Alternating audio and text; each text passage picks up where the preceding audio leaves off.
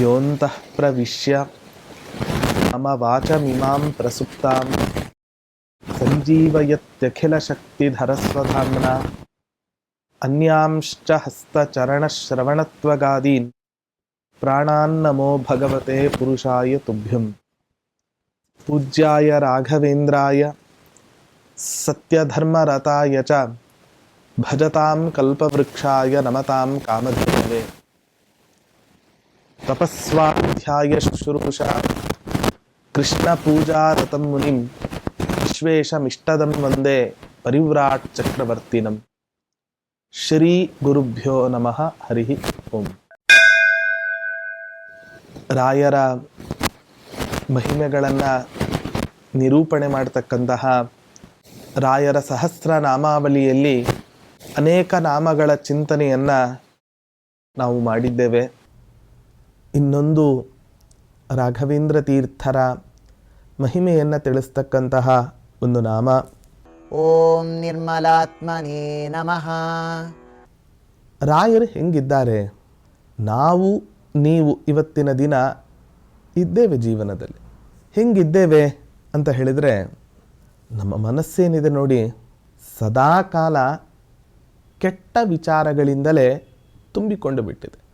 ಒಂದು ಹಾಲನ್ನು ಪಾತ್ರೆಯಲ್ಲಿ ಹಾಕಿ ಅದನ್ನು ಉಕ್ಕಿಸಬೇಕು ಅಂತಾದರೆ ಆ ಪಾತ್ರೆ ಪರಿಶುದ್ಧವಾಗಿದ್ದರೆ ಮಾತ್ರ ಸಾಧ್ಯ ಆಗುತ್ತೆ ಹೊರತು, ಆ ಪಾತ್ರೆಯು ಒಂದು ವೇಳೆ ಅಶುದ್ಧವಾಗಿದ್ದರೆ ಅಥವಾ ಹೊಲಸಾಗಿದ್ದರೆ ಅಂಥ ಪಾತ್ರೆಯಲ್ಲಿ ಹಾಕಿದ ಹಾಲು ಯಾವ ರೀತಿಯಾಗಿ ಅದು ಒಡೆದು ಹೋಗುತ್ತೋ ಹಾಗೆ ನಮ್ಮ ಅಂತಃಕರಣ ಅಥವಾ ನಮ್ಮ ಮನಸ್ಸು ಪರಿಶುದ್ಧ ಅಲ್ಲದೇ ಇದ್ದರೆ, ಅರ್ಥಾತ್ ಬರೀ ಕೆಟ್ಟ ವಿಚಾರಗಳೇ ನಮ್ಮ ಅಂತಃಕರಣದಲ್ಲಿ ನಮ್ಮ ಮನಸ್ಸಿನಲ್ಲಿ ತುಂಬಿಕೊಂಡಿದೆ ಅಂತಾದರೆ ಹೇಗೆ ತಾನೇ ಪರಮಾತ್ಮ ನಮ್ಮ ಮನಸ್ಸಿನಲ್ಲಿ ಬರಲಿಕ್ಕೆ ಸಾಧ್ಯ ಹೇಳಿ?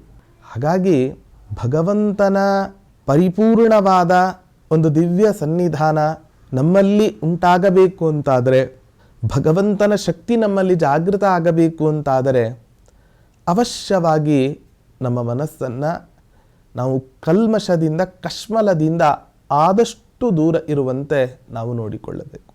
ಅನೇಕರನ್ನು ಇವತ್ತಿನ ದಿನ ಬೈಯದೇ ಇರತಕ್ಕಂತಹ ದಿನಗಳೇ ನಮ್ಮ ಜೀವನದಲ್ಲಿ ಇಲ್ಲ. ಪ್ರತಿಯೊಬ್ಬ ಮನುಷ್ಯನು ಕೂಡ ತನ್ನ ಮೂಗಿನ ನೇರಕ್ಕೆ ಆಲೋಚನೆಯನ್ನು ಮಾಡ್ತಾ ತಾನು ಮಾತ್ರ ಸರಿ, ಉಳಿದವರೆಲ್ಲರೂ ಕೂಡ ತಪ್ಪು ಅನ್ನುವ ಭಾವನೆಯನ್ನು ಇಟ್ಟುಕೊಂಡಾಗ ಹೇಗೆ ತಾನೇ ಇದನ್ನು ಮಾಡಲಿಕ್ಕೆ ಸಾಧ್ಯ? ಹೇಗೆ ತಾನೇ ನಮ್ಮ ಮನಸ್ಸು ನಿರ್ಮಲವಾಗಲಿಕ್ಕೆ ಸಾಧ್ಯ?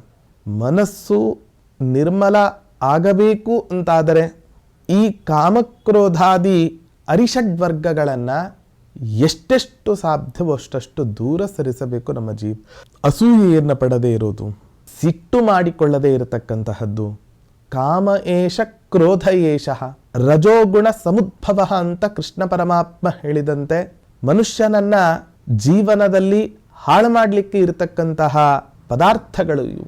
ಹಾಗಾಗಿ ಇಂತಹ ಕೆಟ್ಟ ವಿಚಾರಗಳು ನಮ್ಮಲ್ಲಿ ತುಂಬಿಕೊಂಡಿದ್ರೆ ಪ್ರತಿಯೊಬ್ಬ ತಂದೆ ತಾಯಿಗಳಿಗಿರುತ್ತೆ, ನನ್ನ ಮಗ ಶ್ರೇಯಸ್ಸನ್ನು ಪಡಿಬೇಕು, ಉನ್ನತಿಯನ್ನು ಪಡಿಬೇಕು, ಅದಕ್ಕೆ ಸಂಬಂಧಪಟ್ಟಂತಹ ಅನೇಕ ಉತ್ತೇಜನ ಕೊಡ್ತಾನೇ ಇರ್ತಾರೆ. ಆ ಉತ್ತೇಜನವನ್ನು ಪ್ರತಿಯೊಬ್ಬರೂ ಕೂಡ ತಂದೆ ತಾಯಿಯ ರೂಪದಲ್ಲಿ ಅಥವಾ ಗುರುವಿನ ರೂಪದಲ್ಲಿ ಹಲವು ಬಗೆಯಲ್ಲಿ ಹಲವು ಮುಖದಲ್ಲಿ ಇವತ್ತಿನ ದಿನ ಪ್ರತಿಯೊಬ್ಬ ಮನುಷ್ಯನೂ ತನ್ನ ಜೀವನದಲ್ಲಿ ಶ್ರೇಯಸ್ಸನ್ನು ಪಡೆಯಲಿಕ್ಕೆ ಒಬ್ಬರಲ್ಲ ಒಬ್ಬರಿಂದ ಮಾರ್ಗದರ್ಶನವನ್ನು ಪಡೀತಾನೆ ಇರ್ತಾನೆ. ಇಂತಹ ಮಹಾನುಭಾವರಾದ ಗುರುಗಳು, ರಾಯರು, ಅವರು ನಮಗೆ ಜೀವನದಲ್ಲಿ ಶ್ರೇಯಸ್ಸನ್ನು ಕೊಡಲಿ ಅನ್ನುವಂತಹ ಒಂದು ಪ್ರಾರ್ಥನೆಯನ್ನು ಕೃಷ್ಣಾವಧೂತರು ಈ ನಾಮಚಿಂತನೆಯಲ್ಲಿ ಮಾಡಿದ್ದಾರೆ.